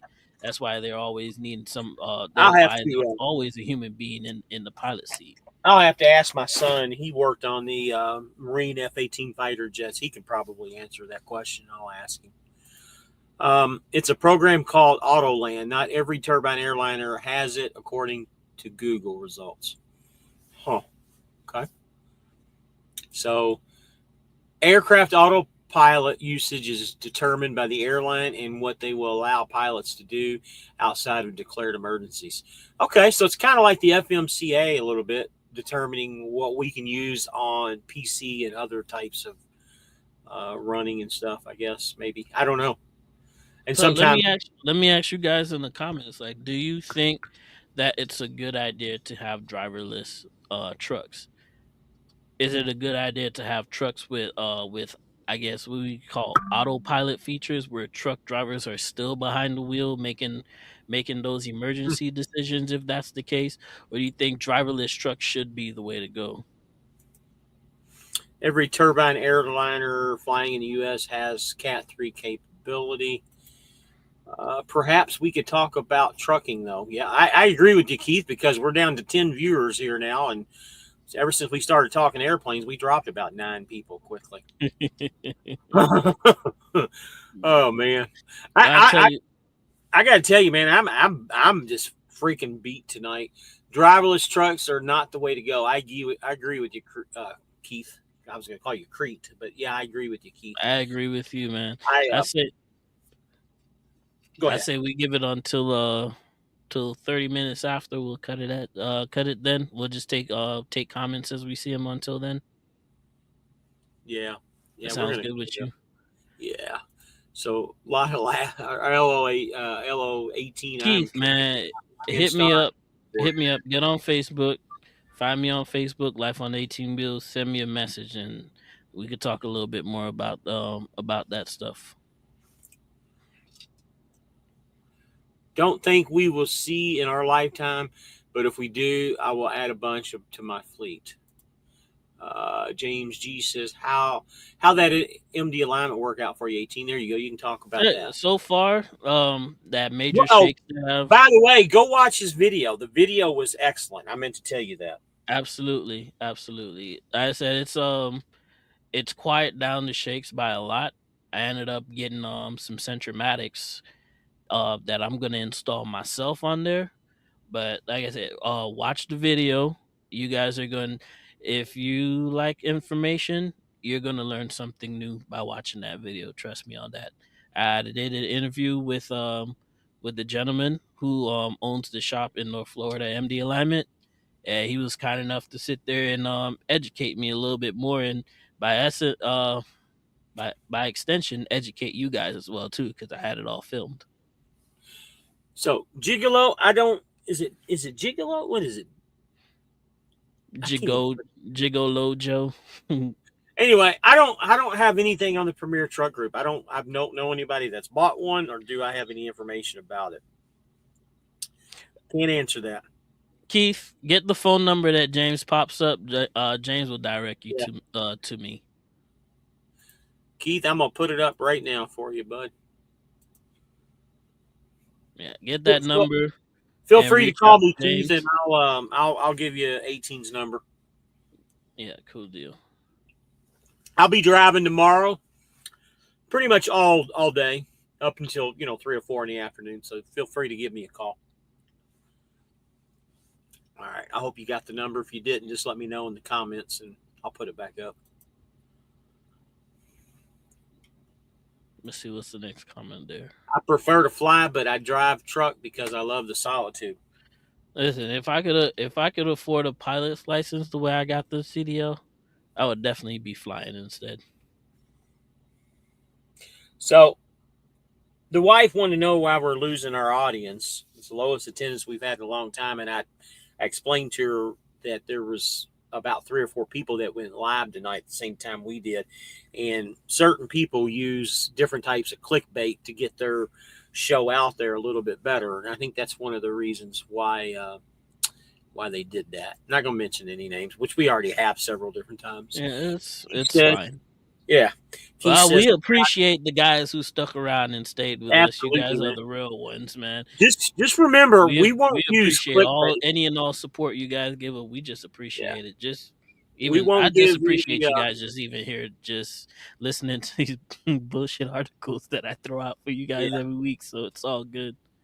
yeah, we won't give you any type of clickbait. We'll give you true numbers, true everything that we possibly can. Is there any pricing for the MD alignment on your video?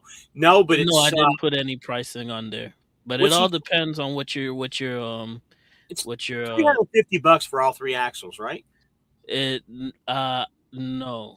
It all depends because if he doesn't have to work on if your axles is good and he doesn't have to work on it, the price is gonna change because he's not gonna charge you for the whole thing. But it all depends.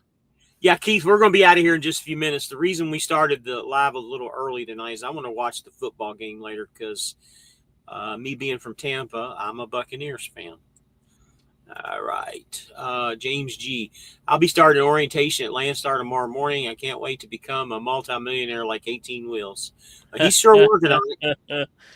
Well, welcome Multi-dollar. to the family, man. If you want any advice or anything, you can like I say, hit me up on the Facebook so we can look me Um, up Life in 18 Wheel. We could chat from there. James, I got a question for you, and it's funny because 18's still trying to talk me into coming over. But how long did it take you to get hired? That's the big question. Gigolo says, "I'm from Plant City. Let's go Bucks." Yes, sir. I live over on the East Coast. What channel is it playing on? That game will be on NBC tonight. NBC. Yeah. Yeah, I lived in Tampa for a long time. Me and the wife were both police officers in St. Petersburg. So I say Tampa. We didn't live in Tampa. We lived in St. Petersburg, but we live over on the East Coast now. So he applied in November. So it took you more than 30 days to get hired, is what you're telling me. Well, remember we got Well, we can't really count that because he got holidays, and it was a slow time of the year for them for hiring on. So can't take that as gold. But hey, James G, welcome to the Blue Star. If you got any questions, hit me up. I'll be more than happy to spread whatever information I got for you, brother. So he just asked you a question. Did you get your alignment done at Landstar facility? Yeah, they actually did come out. The MD alignment guy came out and got me right. So he is mobile. So anybody in the North Florida area, they can come and get their service done. He'll meet you anywhere in the North Florida area. I've actually talked to the guy too, and I was going to have my truck done. I just haven't gotten around to him yet, but I will. Holiday slowed things down. Took me a month to get my title paperwork from the state of yeah, I've heard that too about the state of Texas. I know it takes a little bit to get your title paperwork done. Yeah. That's probably a couple weeks of it right there, just because of Texas. Has nothing to do with Landstar. Believe it or not, we gained about 7 people back. Nice. Who came in or anything. Anybody got any questions for anything that we've talked about tonight? Yeah, we about 4 minutes over the predetermined cutoff time, so It's all good. We can run till 8 or so. I'm fine with it. no, you say you were a little tired, so we're gonna I tell you what, for the time being, we're just gonna let the comments take over the show. Whatever questions you guys have, That's exactly throw what them we're up, doing. and we'll answer them the best that we can, or we'll just bullshit around a little bit. It's whatevs, you know. And I'm going to watch my buddy Michael's Green Bay team lose here because me and him go back and forth about Buccaneers, and because it's the only 2 teams that have Bay in them, and we always kid around about it. Which Bay is going to win? So hopefully my Buccaneers win tonight. when are you leaving Landstar and getting a real job? Well, what is the real job? What is a real job? I haven't had a job in the last 3-4 years, man. So I don't even know what you're talking about. So Keith says so he said you'll be good for a couple years now. Do you need to go get it checked? So basically, from what he told me and what he told him is that you should still get it checked. What, once a year? Is that right? Yeah, you can get it checked with them whenever. It'll last you a while. Now the key thing that he told me was when I replace my tires, do not get a regular alignment because it's gonna throw everything off, because what they do is just totally different. And if I'm concerned, I can just bring it to him and just have him take a quick check to see if there's anything out of line, that anything needs to be adjusted, and he can just adjust it on the fly. But it'll be totally out of whack if you go ahead and get a brand new alignment after they did what they did to the truck. I was told, and this is also in the videos as well, guys. So be sure to watch the video. It should last you. It should last you and your tires at least 300,000 miles. And so instead of replacing tires every 100,000 miles or so like that, the way that the alignment is set up, it's designed for you to save money on your equipment.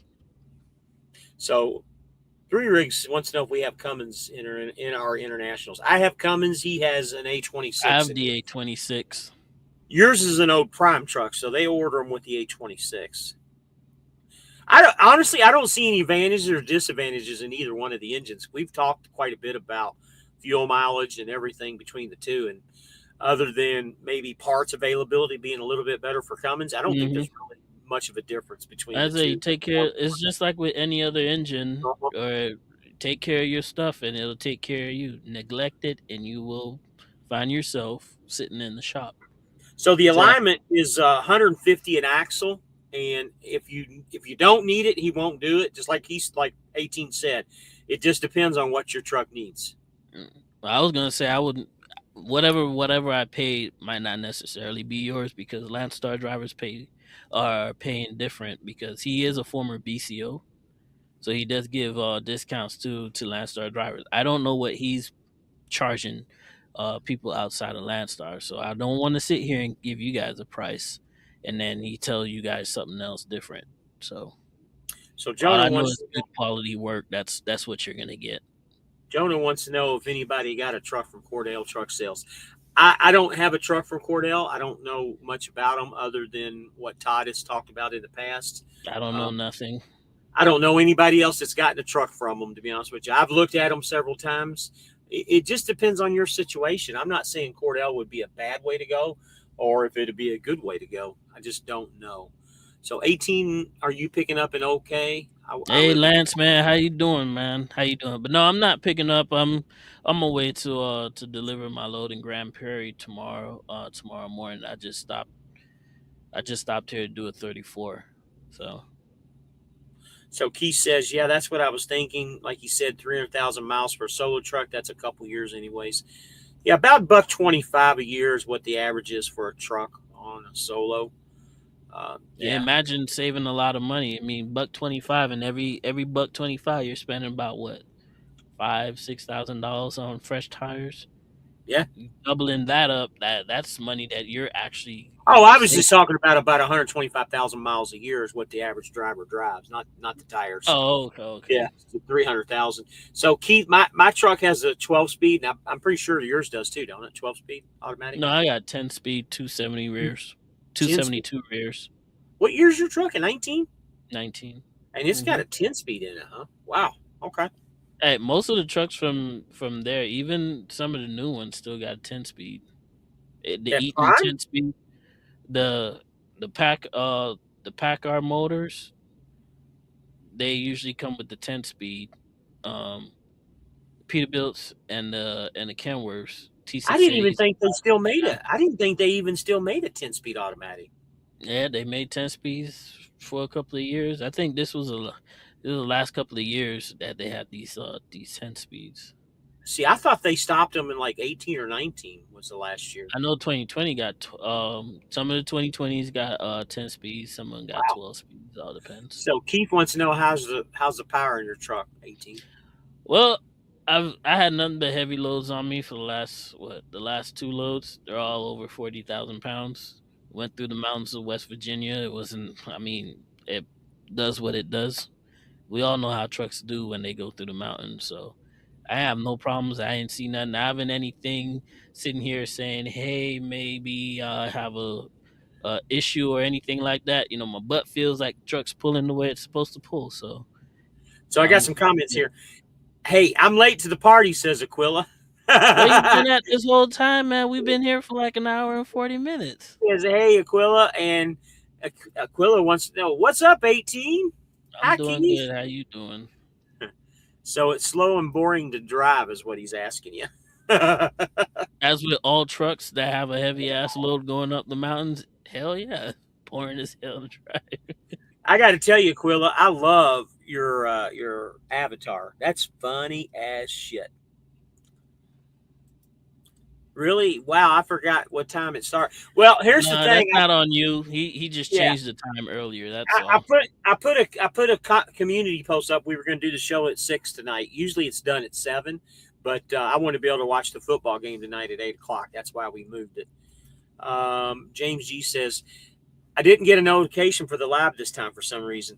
I got a notification for mine and 18's live. I don't know why you didn't. Make sure the bell's rung, just to make sure.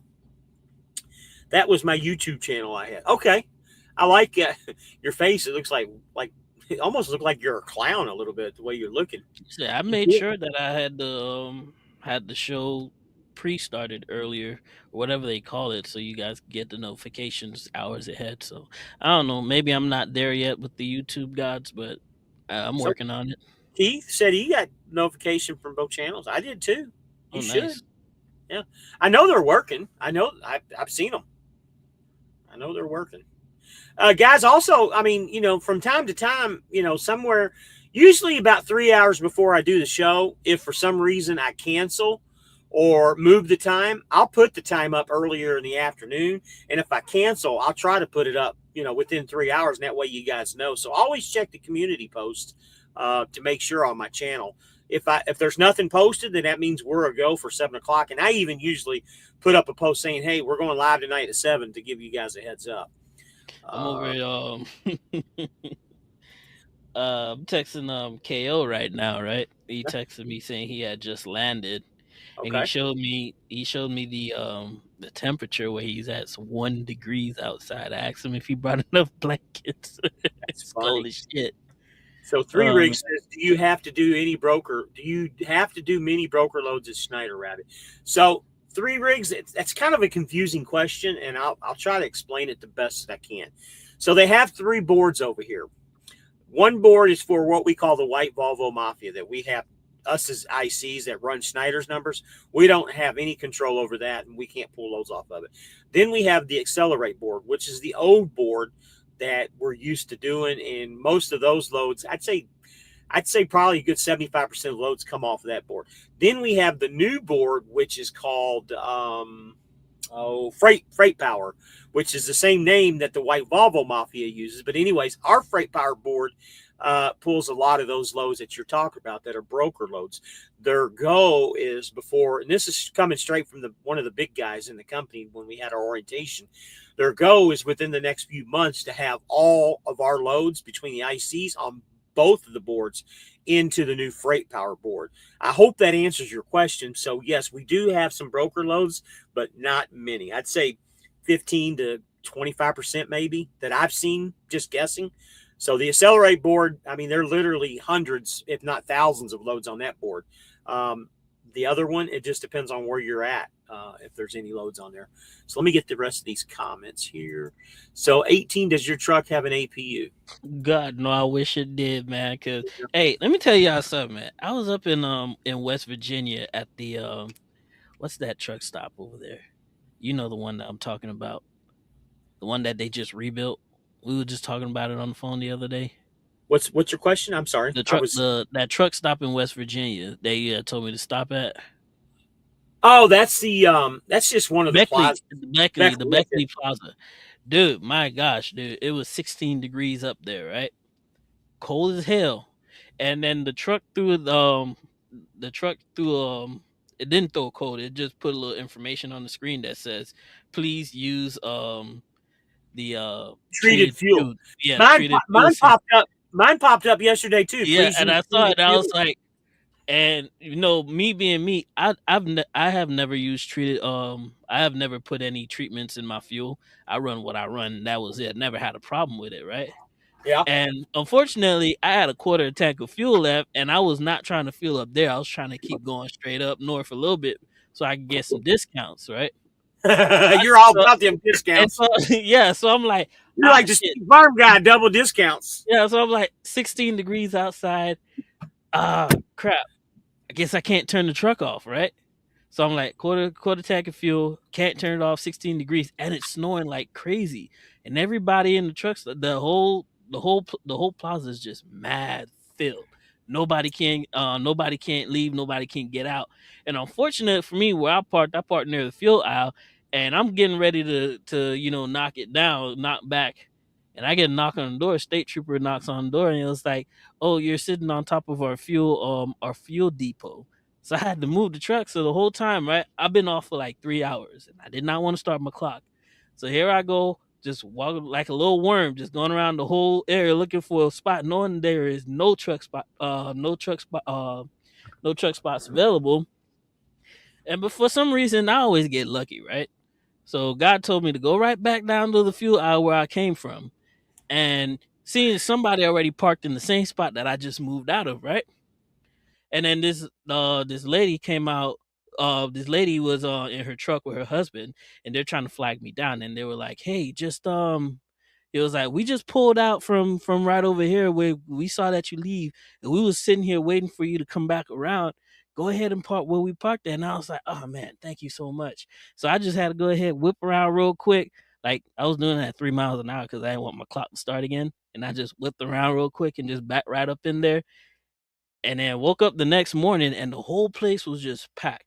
They even filled up to the fuel aisle, so nobody can get out, nobody can't do anything. And here I go banging on everybody's door, douche, douche, douche.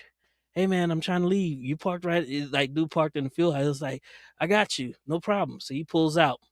Next dude next to him still needs space. So douche, douche, knocked on his door. He was like, hey, I don't mind moving, but there's a truck behind me. So he's stuck back there. And so I gotta walk around, and unfortunately, I had the interaction with the White Volvo Mafia team because I go douche douche just knocking on his door, and he comes rolling out his bed, mad as hell, talking about every 40 minutes, every 50 minutes, somebody knocking on my door. Every minute, somebody knocking on my door. What the fuck, man? And I sit there and I looked at him for a second. And I was like, hey man, just move your shit because you're blocking everybody. You're literally, you got people blocking the fuel aisle because they're all parked in the fuel aisle, and you're back behind them going the other way on the fuel aisle. Just pull up. I just need you to just pull up because I'm trying to leave. Every minute, somebody wants me to do. Everybody wants me to move. Everybody wants me to move. I'm like, you're not in the parking spot for one. Expect that you're gonna have to get moved. So just move. Just get out of the way so people can go. But yeah, I don't have an APU on my truck. I wish I did, but All that to just get to the point to AB. I'm definitely gonna get one because you know what? I'm not going through this in the heat. I'm sorry, it's not gonna happen, brother. It ain't happening. Speak. Let me read this in a second. I meant to send it to you, and I'll send it to you again. But there's a damn it. I'm trying to find the game on here. Hold on, just 1 second. I don't know why this isn't. I found an APU for $2,000 on Marketplace, by the way. Shoot, that might have to be a video I have to make on how to hook up an APU. I'm serious. I found one. I'll look for it later and I'll send it to you. Why right. is ABC Orlando not showing up on my thing? Let's see if it pulls up here. So Aquila says, 18, I just watched one of your videos. Keep going and talk more. You have a nice video. Maybe a vlog would be nice. He says, she says, I love KO. He is so funny. She loves KO. 18, Key says 18 doesn't have a YouTube channel. He just has a few videos for some reason. Hey, I gave you guys 2 videos this week now, okay? I went above my meat and made 2 videos for you guys this week. No. let me get this week off. All right. All right, let me this get week these comments out. We're gonna cut it short. Let me get these few comments out. OTR Vic, who's ready for inauguration day? I think we I all. am. I'm ready. I'm ready to Lance, get this shit over you're with, back at man. Shire. I am back Hey, at Shire. hey, did you guys see at Jimmy Carter's funeral that Trump and Obama was being buddies with each other and Kamala Yeah, Harris was about to throw up over the whole yeah. situation? There's more to that story than what's being told. Fidel says yo, Fidel, and what's going on, buddy? Aquila says you got to make a spot when you Show enough park. did. Show enough did. Fidel trucking. I enjoyed the back out of the shop video, bro. First I watched from you. Crazy cat purr got me. Yeah, I see. Yeah, I watched that video as well too, man. We glad that you back on the road. Pablo says get a generator for $500. How long you had your truck? Who are we talking about on When did that? I get the truck again? What, You September, got your. October? I In think it was about October, right? October. Yeah, I October. think I picked it up in October, early November, something like that. So Key says, are you going to get a new one or go with the remanufactured? Yeah, I'm going with a used one. I'm definitely yeah. gonna go with the used one. I'm not gonna spend. If I go buy a new APU, that's literally half the value of the truck, bro. I'm not doing that. It's way too much goddamn money. So Jonas says, go Eagles. I think the Eagles pretty much has it wrapped up. And going to be the last comment here is Aquila says, she means to say you have a nice voice. Well, thank you. Yeah. And that's the same thing my wife always says about you, too. Is you Yeah, but you get jealous when she says that. So. yeah. So he says, do you have an EPU, James? Yeah, all the SFI trucks have EPUs on them. Yes, they do. All right, guys. I think it's football Now time. we're gonna. Well, it's almost. We let's run the 9 minutes out. It's almost 2 hours. Let's make it an even Buddy, 2 hours at this point, and just you call it a can night.